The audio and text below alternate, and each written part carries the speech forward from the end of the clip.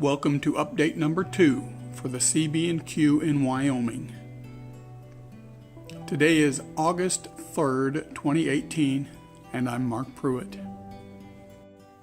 I think I've made pretty decent progress this past month. All of the bench work underneath the Casper yard is now complete, including the L-girder framing and the grid boxes that rest on top of that. 1.5-inch pink rigid foam was glued permanently down to the grid boxes, and I've begun installing the Casper yard trackage. I've really just barely started track laying in the Casper yard area, but it has started. Initially, when I was gluing the cork down to the foam, I was using the same Loctite construction adhesive that I used to attach the foam down to the grid boxes.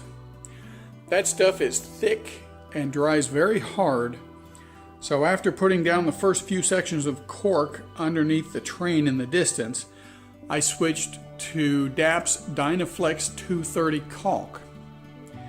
That caulk, which you can see kind of in the mid-distance near the locomotive, is easy to spread. It dries within about 6 hours, at least enough to continue working, and it never completely hardens, but it holds everything just fine. So now most of the cork that you see here and all the rest of it will be glued down with the Dynaflex 230, and then the track is actually glued onto the cork, also using a thin sheet of the Dynaflex 230. I simply put a very small bead in the middle of the cork and then spread it with a putty knife. Since I never worked with trackage on foam before, I was a little bit nervous when I started in with this, but it seems to be working pretty well.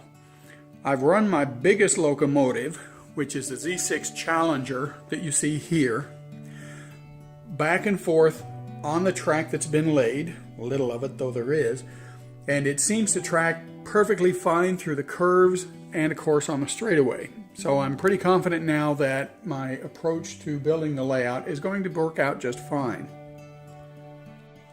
For early testing purposes, I simply alligator clipped my NCE Power Pro system to the rails in order to get a locomotive running.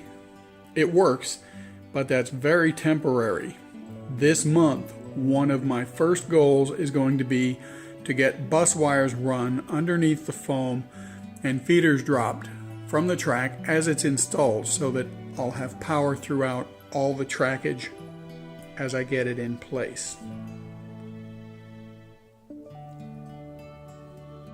You can see that I've laid out most of the yard throat. None of those turnouts are installed yet, they're just laid in place. I'll have several more going on down into the distance. Track work this month will be focused on getting the yard throat and yard pretty much installed, and also the switch lead that you can see here to the left of the main line snaking off into the distance.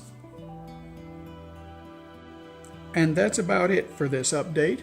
I'll see you again in early September.